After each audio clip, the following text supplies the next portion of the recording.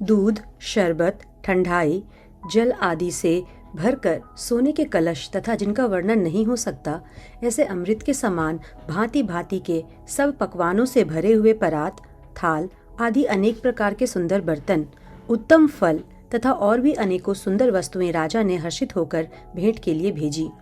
गहने, कपड़े, नाना प्रकार की मूल्यवान रत्न, पक्षी, पशु, घोड़े, हाथी और बहुत तरह की सवारियां तथा बहुत प्रकार के सुगंधित एवं सुहावने मंगल द्रव्य और सगुन के पदार्थ राजा ने भेजे।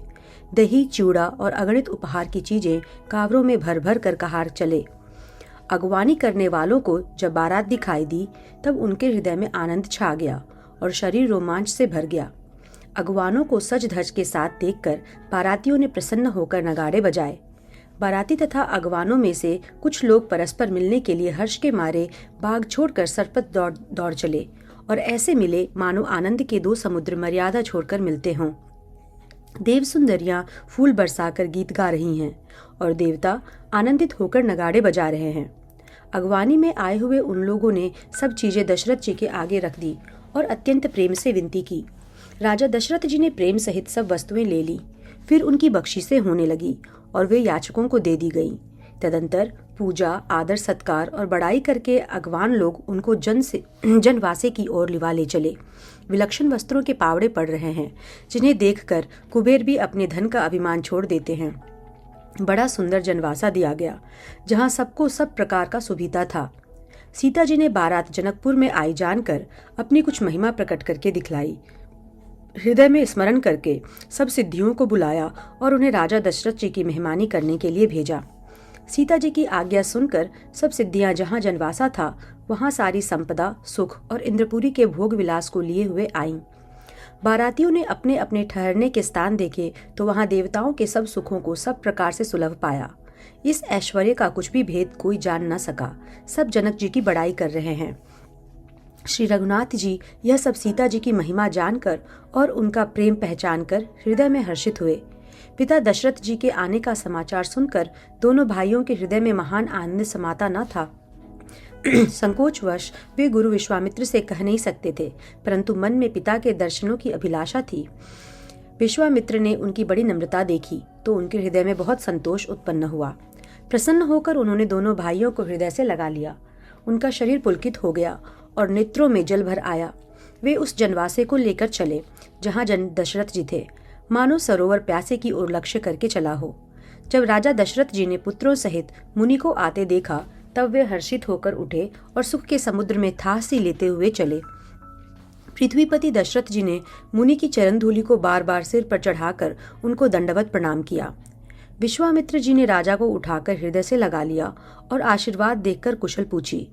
फिर दोनों भाइयों को दंडवत प्रणाम करते देखकर राजा के हृदय में सुख समाया नहीं। पुत्रों को उठाकर हृदय से लगाकर उन्होंने अपने दुस्सह सुख दुख को मिटाया, मानो मृतक शरीर को प्राण मिल गए हों। फिर उन्होंने वशिष्ठ जी के चरणों में सिर निवाया। मुनि श्रेष्ठ ने प्रेम के आनंद में उन्हें हृदय से लगा लिया। दोनों भाइयों ने सब ब्राह्मणों की वंदना की और मन भाए आशीर्वाद पाए। भरत जी ने छोटे भाई शत्रुघ्न सहित श्री रामचंद्र जी को प्रणाम किया। श्री रामचंद्र ने उन्हें उठाकर हृदय से लगा लिया। लक्ष्मण जी दोनों भाइयों को देखकर हर्षित हुए और प्रेम से परिपूर्ण हुए शरीर से उनसे मिले। तदंतर परम कृपालु और विनयी श्री रामचंद्र जी अयोध्या वासियों, कुटुंबियों, जाति के लोगों, याचकों, मंत्रियों और मित्रों सभी से यथायोग्य मिले। श्री रामचंद्र जी को देखकर बारात शीतल हुई। राम के वियोग में सबके हृदय में जो आग जल रही थी वह शांत हो गई। प्रीति की रीति का बखान नहीं हो सकता। राजा के पास चारों पुत्र ऐसी शोभा पा रहे हैं मानो अर्थ, धर्म, काम और मोक्ष शरीर धारण किए हुए हों। पुत्रों सहित दशरथ जी को देखकर नगर के स्त्री पुरुष बहुत ही प्रसन्न हो रहे हैं। आकाश में देवता फूलों की वर्षा करके नगाड़े बजा रहे हैं और अप्सराएं गा गाकर नाच रही हैं। अगवानी में आए हुए शतानंद जी, अन्य ब्राह्मण, मंत्रीगण, मागध, सूत, विद्वान और भाटों ने बारात सहित राजा दशरथ जी का आदर सत्कार किया। फिर आज्ञा लेकर वे वापस लौटे। बारात लग्न के दिन से पहले आ गई है, इससे जनकपुर में अधिक आनंद छा रहा है। सब लोग ब्रह्मानंद प्राप्त कर रहे हैं और विधाता से मनाकर कहते हैं कि दिन रात बढ़ जाए। श्री रामचंद्र जी और सीता जी सुंदरता की सीमा हैं और दोनों राजा पुण्य की सीमा हैं। जहाँ तहाँ जनकपुरवासी स्त्री पुरुषों के समूह इकट्ठे होकर यही कह रहे हैं। जनक जी के पुण्य की मूर्ति जानकी जी हैं और दशरथ जी के सुकृत देह धारण किए हुए श्री राम जी हैं। इन दोनों राजाओं के समान किसी ने शिव जी की आराधना नहीं की और न इनके समान किसी ने फल ही पाए। इनके समान जगत में न कोई हुआ, न कहीं है, न होने का ही है। हम सब भी संपूर्ण पुण्यों की राशि हैं, जो जगत में जन्म लेकर जनकपुर के निवासी हुए और जिन्होंने जानकी जी और श्री रामचंद्र जी की छवि देखी है। हमारे सरीखा विशेष पुण्यात्मा कौन होगा? और अब हम श्री रघुनाथ जी का विवाह देखेंगे और भली भांति नेत्रों का लाभ लेंगे। कोयल के समान मधुर बोलने वाली स्त्रियां आपस में कहती हैं कि सुंदर नेत्रों वाली इस विवाह में बड़ा लाभ है। बड़े भाग्य से विधाता ने सब बात बना दी है। ये दोनों भाई हमारे नेत्रों के अतिथि हुआ करेंगे। जनक जी स्नेहवश बार बार सीता जी को बुलावेंगे और करोड़ों कामदेवों के समान सुंदर भाई सीता जी को लेने आया करेंगे। तब उनको अनेकों प्रकार से पहुनाई होगी। सखी, ऐसी ससुराल किसे प्यारी ना होगी। तब हम सब नगर निवासी श्री राम लक्ष्मण को देख देख कर सुखी होंगे। हे सखी, जैसा श्री राम लक्ष्मण का जोड़ा है, वैसे ही दो कुमार राजा के साथ और भी हैं। वे भी एक श्याम और दूसरे गौर वर्ण के हैं। उनके भी सब अंग बहुत सुंदर हैं। जो लोग उन्हें देख आए हैं, वे सब यही कहते हैं। एक ने कहा है, मैंने आज ही उन्हें देखा है। इतने सुंदर हैं, मानो ब्रह्मा जी ने उन्हें अपने हाथों संवारा है। भरत तो श्री रामचंद्र जी की ही शक्ल सूरत के हैं। स्त्री पुरुष उन्हें सहसा पहचान नहीं सकते। लक्ष्मण और शत्रुघ्न दोनों का एक रूप है। दोनों के नख से शिखा तक सभी अंग अनुपम हैं। मन को बड़े अच्छे लगते हैं, पर मुख से उनका वर्णन नहीं हो सकता। उनकी उपमा के योग्य तीनों लोकों में कोई नहीं है। दास तुलसी कहता है, कवि और कोविद कहते हैं, इनकी उपमा कहीं कोई नहीं है। बल, विनय, विद्या, शील और शोभा के समुद्र इनके समान ये ही हैं। जनकपुर की सब स्त्रियां आंचल फैलाकर विधाता को यह वचन सुनाती हैं कि चारों भाइयों का विवाह इसी नगर में हो और हम सब सुंदर मंगल गावें। नेत्रों में प्रेमाश्रुओं का जल भरकर पुलकित शरीर से स्त्रियां आपस में कह रही हैं कि हे सखी, दोनों राजा पुण्य के समुद्र हैं। त्रिपुरारी शिव जी सब मनोरथ पूर्ण करेंगे। इस प्रकार सब मनोरथ कर रही हैं और हृदय को उमंग उमंग कर आनंद से भर रही हैं। सीता जी के स्वयंवर में जो राजा आए थे, उन्होंने भी चारों भाइयों को देखकर सुख पाया। श्री रामचंद्र जी का निर्मल और महान यश कहते हुए राजा लोग अपने अपने घर गए। इस प्रकार कुछ दिन बीत गए। जनकपुर निवासी और बाराती सभी बड़े आनंदित हैं। मंगलों का मूल लग्न का दिन आ गया। हेमंत ऋतु और सुहावना अगहन का महीना था। ग्रह, तिथि, नक्षत्र, योग और वार श्रेष्ठ थे। लग्न शोध कर ब्रह्मा जी ने उस पर विचार किया और उस लग्न पत्रिका को नारद जी के साथ जनक जी के यहाँ भेज दिया। जनक जी के ज्योतिषियों ने भी वही गणना कर रखी थी। जब सब लोगों ने यह बात सुनी, तब वे कहने लगे, यहाँ के ज्योतिषी भी ब्रह्मा ही हैं। निर्मल और सभी सुंदर मंगलों की मूल गोधूली की पवित्र वेला आ गई और अनुकूल शकुन होने लगे। यह जानकर ब्राह्मणों ने जनक जी से कहा। तब राजा जनक ने पुरोहित शतानंद जी से कहा कि अब देर का क्या कारण है। तब शतानंद जी ने मंत्रियों को बुलाया। वे सब मंगल का सामान सजाकर ले आए। शंख, नगाड़े, ढोल और बहुत से बाजे बजने लगे तथा मंगल कलश और शुभ शकुन की वस्तुएं सजाई गई। सुंदर सुहागिन स्त्रियां गीत गा रही हैं और पवित्र ब्राह्मण वेद की ध्वनि कर रहे हैं। सब लोग इस प्रकार आदर पूर्वक बारात को लेने चले और जहां बारातियों का जनवासा था, वहां गए। अवधपति दशरथ जी का वैभव देखकर उनको देवराज इंद्र भी बहुत ही तुच्छ लगने लगे। उन्होंने जाकर विनती की, समय हो गया, अब पधारिए। यह सुनते ही नगाड़ों पर चोट पड़ी। गुरु वशिष्ठ जी से पूछकर और कुल की सब रीतियों को करके राजा दशरथ जी मुनियों और साधुओं के समाज को साथ लेकर चले। अवध नरेश दशरथ जी का भाग्य और वैभव देखकर और अपना जन्म व्यर्थ समझकर ब्रह्मा जी आदि देवता हजारों मुखों से उसकी सराहना करने लगे। देवगण सुंदर मंगल का अवसर जानकर नगाड़े बजा बजा कर फूल बरसाते हैं। शिवजी, ब्रह्मा जी आदि देववृंद टोलियां बना बनाकर विमानों पर जा चढ़े और प्रेम से पुलकित शरीर हो तथा हृदय में उत्साह भरकर श्री रामचंद्र जी का विवाह देखने चले। जनकपुर को देखकर देवता इतने अनुरक्त हो गए कि उन सबको अपने अपने लोक बहुत तुच्छ लगने लगे। विचित्र मंडपों को तथा नाना प्रकार की सब अलौकिक रचनाओं को वे चकित होकर देख रहे हैं। नगर के स्त्री पुरुष रूप के भंडार, सुघड़, श्रेष्ठ धर्मात्मा, सुशील और सुजान हैं। उन्हें देखकर सब देवता और देवांगनाएं ऐसे प्रभाहीन हो गए हैं जैसे चंद्रमा के उजियाले में तारागण फीके पड़ जाते हैं। ब्रह्मा जी को विशेष आश्चर्य हुआ, क्योंकि वहां उन्होंने अपनी कोई करनी तो नहीं कहीं देखी ही नहीं। तब शिवजी ने सब देवताओं को समझाया कि तुम लोग आश्चर्य में मत भूलो, हृदय में धीरज धर कर विचार तो करो कि यह भगवान की महामहिमामयी निज शक्ति श्री सीता जी का और अखिल ब्रह्मांडों के परम ईश्वर साक्षात भगवान श्री रामचंद्र जी का विवाह है, जिनका नाम लेते ही जगत में सारे अमंगलों की जड़ कट जाती है और चारों पदार्थ अर्थ, धर्म, काम को मोक्ष मुट्ठी में आ जाते हैं। ये वही जगत के माता पिता श्री सीताराम जी हैं। काम के शत्रु शिवजी ने ऐसा कहा। इस प्रकार शिवजी ने देवताओं को समझाया और फिर अपने श्रेष्ठ बैल नंदीश्वर को आगे बढ़ाया। देवताओं ने देखा कि दशरथ जी मन में बड़े ही प्रसन्न और शरीर से पुलकित हुए चले जा रहे हैं। उनके साथ परम हर्ष युक्त साधुओं और ब्राह्मणों की मंडली ऐसी शोभा दे रही है मानो समस्त सुख शरीर धारण करके उनकी सेवा कर रहे हों। चारों सुंदर पुत्र साथ में ऐसे सुशोभित हैं मानो संपूर्ण मोक्ष शरीर धारण किए हुए हों। मरकत मणि और सुवर्ण के रंग की सुंदर जोड़ियों को देखकर देवताओं को कम प्रीति नहीं हुई। फिर श्री रामचंद्र जी को देखकर वे हृदय में अत्यंत हर्षित हुए और राजा की सराहना करके उन्होंने फूल बरसाए। नख से शिखा तक श्री रामचंद्र जी के सुंदर रूप को बार बार देखते हुए पार्वती जी सहित श्री शिव जी का शरीर पुलकित हो गया और उनके नेत्र प्रेमाश्रियों के जल से भर गए। राम जी का मोर के कंठ की सी कांति वाला श्याम शरीर है। बिजली का अत्यंत निरादर करने वाले प्रकाशमय सुंदर रंग के वस्त्र हैं। सब मंगल रूप और सब प्रकार से सुंदर भांति भांति के विवाह के आभूषण शरीर पर सजाए हुए हैं। उनका सुंदर मुख शरद पूर्णिमा के निर्मल चंद्रमा के समान और मनोहर नेत्र नवीन कमल को लजाने वाले हैं। सारी सुंदरता अलौकिक है, वह कहीं नहीं जा सकती। मन ही मन बहुत प्रिय लगती है। साथ में मनोहर भाई शोभित हैं, जो चंचल घोड़ों को नचाते हुए चले जा रहे हैं। राजकुमार श्रेष्ठ घोड़ों को उनकी चाल को दिखला रहे हैं और वंश की प्रशंसा करने वाले मागध भाट विरुदावली सुना रहे हैं। जिस घोड़े पर श्री राम जी विराजमान हैं, उसकी तेज चाल देखकर गरुड़ भी लजा जाते हैं। उसका वर्णन नहीं हो सकता। वह सब प्रकार से सुंदर है, मानो कामदेव ने ही घोड़े का वेश धारण कर लिया हो। मानो श्री रामचंद्र जी के लिए कामदेव घोड़े का वेश बनाकर अत्यंत शोभित हो रहा है।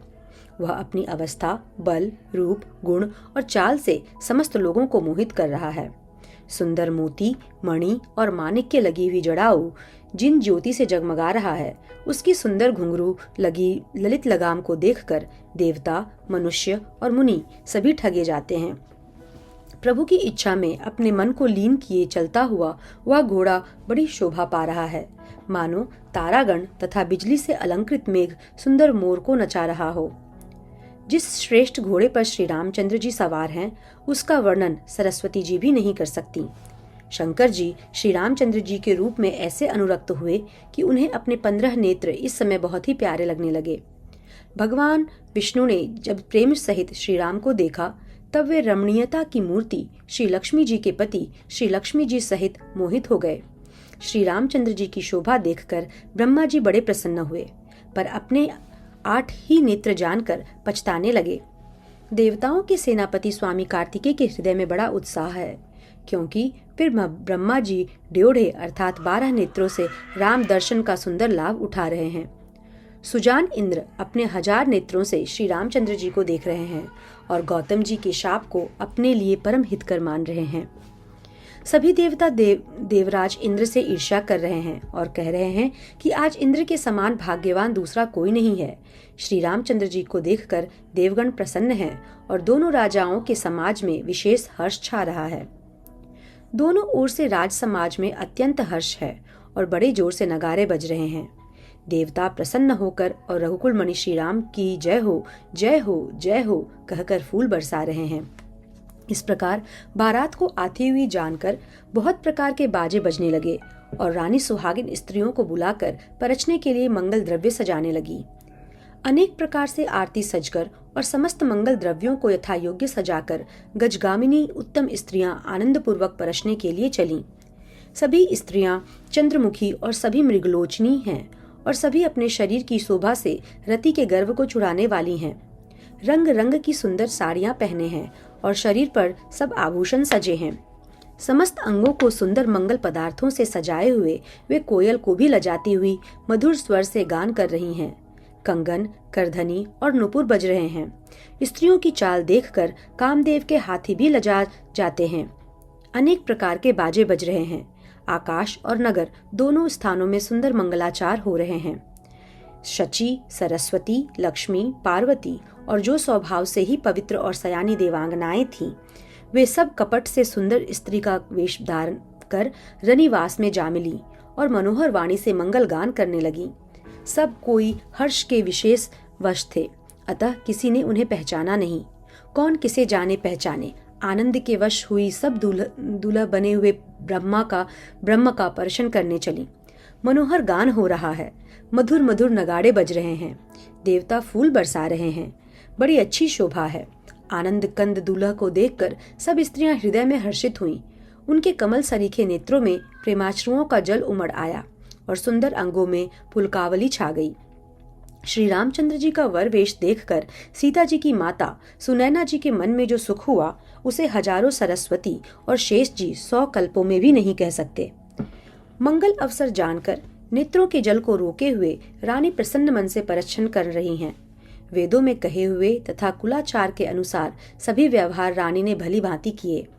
पंच शब्द, तंत्री, ताल, झांझ, नगारा और तुरही, इन 5 प्रकार के बाजों के शब्द पंचध्वनि, वेद ध्वनि, वंदी ध्वनि, जय ध्वनि, शंख ध्वनि और हुलु ध्वनि और मंगल गान हो रहे हैं। नाना प्रकार के वस्त्रों के पावड़े पड़ रहे हैं। उन्होंने आरती करके अर्घ दिया। तब श्री राम ने मंडप में गमन किया। दशरथ जी अपनी मंडली सहित विराजमान हुए। उनके वैभव को देखकर लोकपाल भी लजा गए। समय समय पर देवता फूल बरसाते हैं और भूदेव ब्राह्मण समयानुकूल शांति पाठ कर रहे हैं। आकाश और नगर में शोर मच रहा है। अपनी पराई कोई कुछ भी नहीं सुनता। इस प्रकार श्री रामचंद्र जी मंडप में आए और अर्घ देकर आसन पर बैठाए गए। आसन पर बैठाकर आरती करके दूल्हे को देखकर स्त्रियां सुख पा रही हैं। वे ढेर के ढेर मणि, वस्त्र और गहने निछावर करके मंगल गा रही हैं। ब्रह्मा आदि श्रेष्ठ देवता ब्राह्मण का वेश बनाकर कौतुक देख रहे हैं। वे रघुकुल रूपी कमल के प्रफुल्लित करने वाले सूर्य श्री रामचंद्र जी की छवि देखकर अपना जीवन सफल जान रहे हैं। नाई, बारी, भाट और नट श्री रामचंद्र जी की निछावर पाकर आनंदित हो सिर नवाकर आशीष देते हैं। उनके हृदय में हर्ष समाता नहीं है। वैदिक और लौकिक सब रीतियां करके जनक जी और दशरथ जी बड़े प्रेम से मिले। दोनों महाराज मिलते हुए बड़े ही शोभित हुए। कवि उनके लिए उपमा खोज खोज कर लजा गए। जब कहीं भी उपमा नहीं मिली, तब हृदय में हार मानकर उन्होंने मन में यही उपमा निश्चित की कि इनके समान ये ही हैं। समाधियों का मिलाप या परस्पर संबंध देखकर देवता अनुरक्त हो गए और फूल बरसाकर उनका यश गाने लगे। वे कहने लगे, जब से ब्रह्मा जी ने जगत को उत्पन्न किया, तब से हमने बहुत विवाह देखे सुने, परंतु सब प्रकार से समान साज समाज और बराबरी के समधी तो आज ही देखे। देवताओं की सुंदर सत्यवाणी सुनकर दोनों ओर अलौकिक प्रीति छा गई। सुंदर पावड़े और अर्घ देते हुए जनक जी दशरथ जी को आदर पूर्वक मंडप में ले आए। मंडप को देखकर उसकी विचित्र रचना और सुंदरता से मुनियों के मन भी हरे गए। सुजान जनक जी ने अपने हाथों से ला लाकर सबके लिए सिंहासन रखे। उन्होंने अपने कुल के इष्ट देवता के समान वशिष्ठ जी की पूजा की और विनय करके आशीर्वाद प्राप्त किया। विश्वामित्र जी की पूजा करते समय परम प्रीति की रीति तो कहते ही नहीं बनती।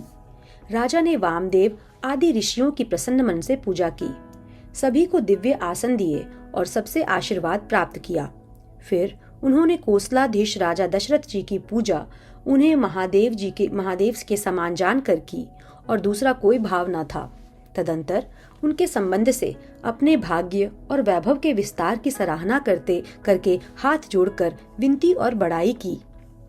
राजा जनक जी ने सब बारातियों का समधी दशरथ जी के समान ही सब प्रकार से आदर पूर्वक पूजन किया और सब किसी को उचित आसन दिए।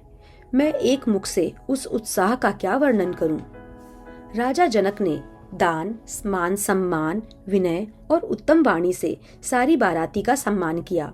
ब्रह्मा, विष्णु, शिव, दिक्पाल और सूर्य जो श्री रघुनाथ जी का प्रभाव जानते हैं, वे कपट से ब्राह्मणों का सुंदर वेश बनाए बहुत ही सुख पाते हुए सब लीला देख रहे थे।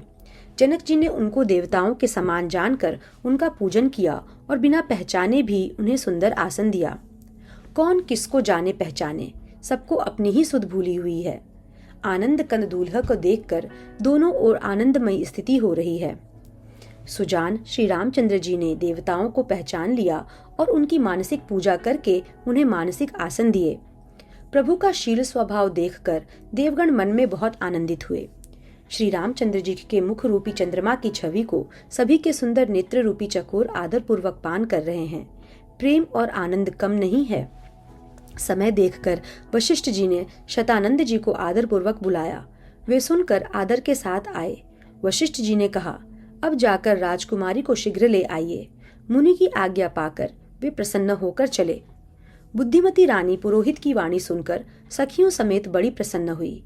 ब्राह्मणों की स्त्रियों और कुल की बूढ़ी स्त्रियों को बुलाकर उन्होंने कुल रीति करके सुंदर मंगल गीत गाए। श्रेष्ठ देवांगनाएं जो सुंदर मनुष्य स्त्रियों के वेश में हैं, सभी स्वभाव से ही सुंदरी और श्यामा हैं। उनको देखकर रणिवास की स्त्रियां सुख पाती हैं और बिना पहचान के ही वे सबको प्राणों से भी प्यारी हो रही हैं। उन्हें पार्वती, लक्ष्मी और सरस्वती के समान जानकर रानी बार बार उनका सम्मान करती हैं। रनिवास की स्त्रियां और सखियां सीता जी का श्रृंगार करके मंडली बनाकर प्रसन्न होकर उन्हें मंडप में लिवाल चलीं। सुंदर मंगल का साज सजकर स्त्रियां और सखियां आदर सहित सीता जी को लिवा चलीं। सभी सुंदरियां 16 श्रृंगार किए हुए मतवाले हाथियों की चाल से चलने वाली हैं।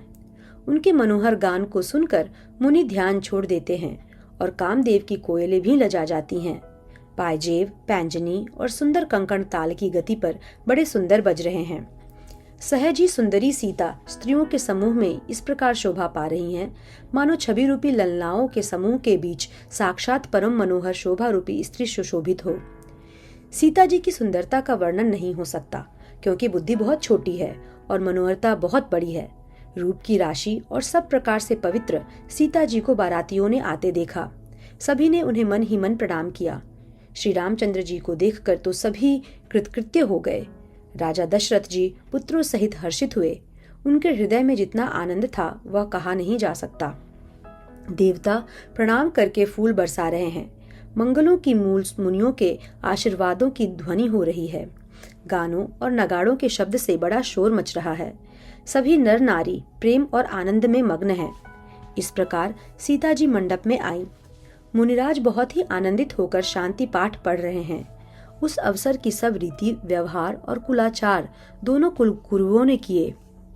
कुलाचार करके गुरुजी प्रसन्न होकर गौरी जी, गणेश जी और ब्राह्मणों की पूजा करा रहे हैं, अथवा ब्राह्मणों के द्वारा गौरी और गणेश की पूजा करवा रहे हैं। देवता प्रकट होकर पूजा ग्रहण करते हैं, आशीर्वाद देते हैं और अत्यंत सुख पा रहे हैं। मधुपर्क आदि जिस किसी भी मांगलिक पदार्थ की मुनि जिस समय भी मन में चाह मात्र करते हैं, सेवक गण उसी समय सोने की पारातों में और कलशों में भरकर उन पदार्थों के लिए तैयार रहते हैं।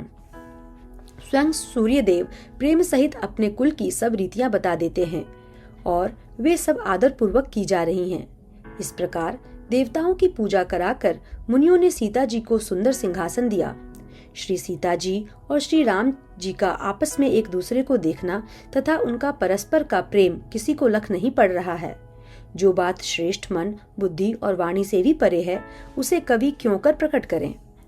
हवन के समय अग्निदेव शरीर धारण करके बड़े ही सुख से आहुति ग्रहण करते हैं और सारे वेद ब्राह्मण का वेश धरकर विवाह की विधियां बता देते हैं। जनक जी की जगत विख्यात पटरानी और जगत विख्यात पटरानी और सीता जी की माता का बखान तो हो ही कैसे सकता है। सुयश, सुकृत, सुख और सुंदरता सबको बटोर कर विधाता ने उन्हें सवार कर तैयार किया है। समय जानकर श्रेष्ठ मुनियों ने उनको बुलवाया। यह सुनते ही सुहागिनी स्त्रियां उन्हें आदर पूर्वक ले आईं। सुनैना जी जनक जी की बाईं ओर ऐसी सोह रही हैं मानो हिमाचल के साथ मैना जी शोभित हों। पवित्र, सुगंधित और मंगल जल से भरे सोने के कलश और मणियों की सुंदर परातें राजा और रानी ने आनंदित होकर अपने हाथों से लाकर श्री रामचंद्र जी के आगे रखीं। मुनि मंगलवाणी से वेद पढ़ रहे हैं। सुअवसर जानकर आकाश से फूलों की झड़ी लग गई है। दूल्हा को देखकर राजा रानी ने प्रेम मग्न हो गए और उनके पवित्र चरणों को पखारने लगे। वे श्री राम जी के चरण कमलों को पखारने लगे। प्रेम से उनके शरीर में पुलकावली छा रही है। आकाश और नगर में होने वाले गान, नगाड़े और जय जयकार की ध्वनि मानो चारों दिशाओं में उमड़ चली। जो चरण कमल कामदेव के शत्रु श्री शिव जी के हृदय रूपी सरोवर में सदा ही विराजते हैं, उनका एक बार भी स्मरण करने में मन में निर्मलता आ जाती है और कलयुग के सारे पाप भाग जाते हैं। जिनका स्पर्श पाकर गौतम मुनि की स्त्रियां अहल्या ने जो पापमयी थी परम गति पाई, जिन चरण कमलों का मकरंद रस शिवजी के मस्तक पर विराजमान है, जिसको देवता पवित्रता की सीमा बताते हैं, मुनि और योगी जन अपने मन को भौरा मानकर जिन चरण कमलों का सेवन करके मनोवांछित गति प्राप्त करते हैं, उन्हीं चरणों को भाग्य के पात्र जनक जी धो रहे हैं। यह देखकर सब जय जयकार कर रहे हैं। दोनों कुलों के गुरु वर और कन्या की हथेलियों को मिलाकर शाखोच्चार करने लगे। पानी ग्रहण हुआ देखकर ब्रह्मादि देवता, मनुष्य और मुनि आनंद में भर गए। सुख के मूल दूल्हा को देखकर राजा रानी का शरीर पुलकित हो गया और हृदय आनंद से उमंग उठा। राजाओं के अलंकार स्वरूप महाराज जनक जी ने लोक और वेद की रीति को करके कन्यादान किया। जैसे हिमवान ने शिव जी को पार्वती जी और सागर ने भगवान विष्णु को लक्ष्मी जी दी थी, वैसे ही जनक जी ने श्री रामचंद्र जी को सीता जी समर्पित की, जिससे विश्व में सुंदर नवीन कीर्ति छा गई। जनक जी कैसे विनती करें। उस सांवली मूर्ति ने तो उन्हें सचमुच विदेह ही कर दिया। विधि पूर्वक हवन करके गठ जोड़ी की गई और भावरें होने लगीं। जय ध्वनि, वंदी ध्वनि, वेद ध्वनि, मंगल गान और नगाड़ों की ध्वनि सुनकर चतुर्देवगण हर्षित हो रहे हैं और कल्प वृक्ष के फूलों को बरसा रहे हैं। वर और कन्या सुंदर भावरे दे रहे हैं। सब लोग आदर पूर्वक उन्हें देखकर नेत्रों का परम लाभ ले रहे हैं। मनोहर जोड़ी का वर्णन नहीं हो सकता। जो कुछ उपमा कहूँ वह थोड़ी ही होगी। श्री राम जी और श्री सीता जी की सुंदर परछाई मणियों के खंभों में जगमगा रही हैं। मानो कामदेव और रति बहुत से रूप धारण करके श्री राम जी के अनुपम विवाह को देख रहे हैं। उन्हें कामदेव और रति को दर्शन की लालसा और संकोच दोनों ही कम नहीं है, इसलिए वे मानो बार बार प्रकट होते और छिपते हैं।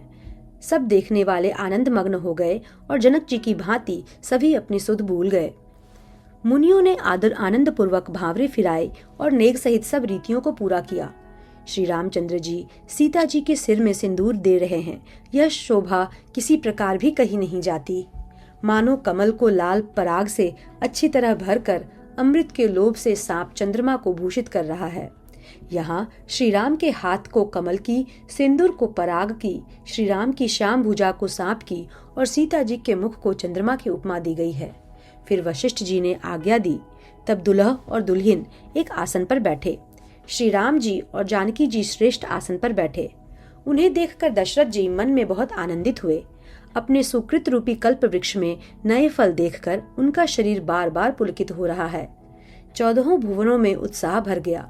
सबने कहा कि श्री रामचंद्र जी का विवाह हो गया। जीव एक है और यह मंगल महान है। फिर भला वह वर्णन करके किस प्रकार समाप्त किया जा सकता है। तब वशिष्ठ जी की आज्ञा पाकर जनक जी ने विवाह का सामान सजाकर मांडवी जी, श्रुतकीर्ति जी और उर्मिला जी, इन तीनों राजकुमारियों को बुला लिया। कुशध्वज की बड़ी कन्या मांडवी जी को, जो गुण, शील, सुख और शोभा की रूप ही थी, राजा जनक ने प्रेम पूर्वक सब रीतियां करके भरत जी को ब्याह दिया। जानकी जी की छोटी बहन उर्मिला जी को सब सुंदरियों में शिरोमणि जानकर उस कन्या को सब प्रकार से सम्मान करके लक्ष्मण जी को ब्याह दिया, और जिनका नाम श्रुत कीर्ति है और जो सुंदर नेत्रों वाली, सुंदर मुख वाली, सब गुणों की खान और रूप तथा शील में उजागर हैं, उनको राजा ने शत्रुघ्न को ब्याह दिया।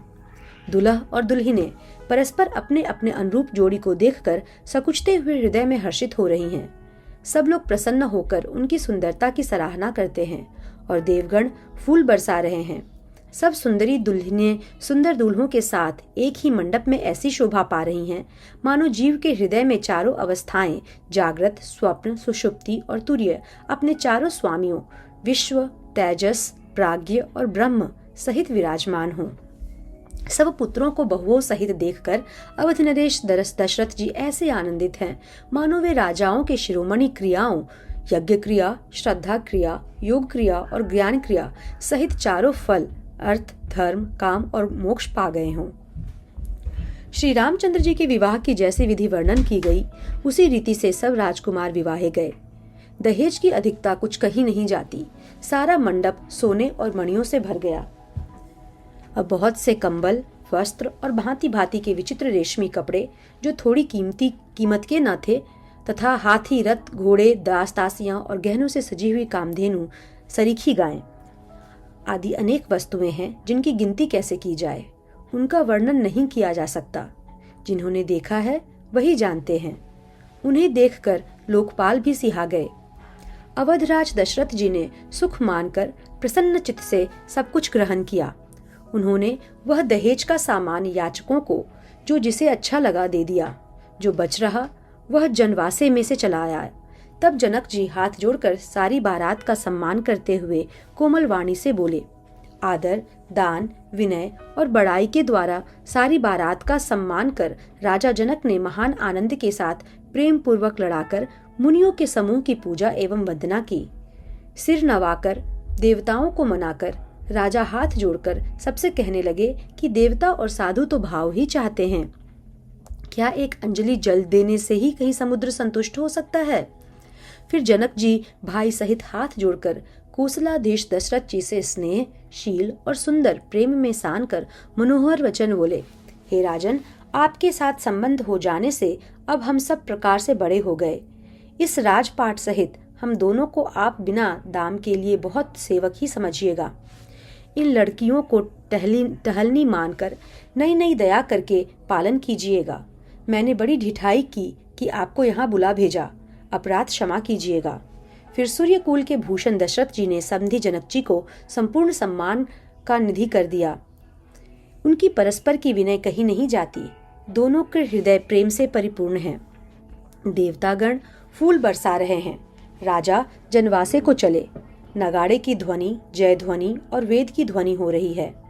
आकाश और नगर दोनों में खूब कौतूहल हो रहा है। तब मुनीश्वर की आज्ञा पाकर सुंदरी सखियां मंगल गान करती हुई दुल्हनों सहित दूल्हे को लिवाकर कोहबर को चली। सीता जी बार बार राम जी को कहती हैं और सकुचा जाती हैं, पर उनका मन नहीं सकुचाता। प्रेम के प्यासे उनके नेत्र सुंदर मछलियों की छवि को हर रहे हैं। मास पारायण 11वां विश्राम।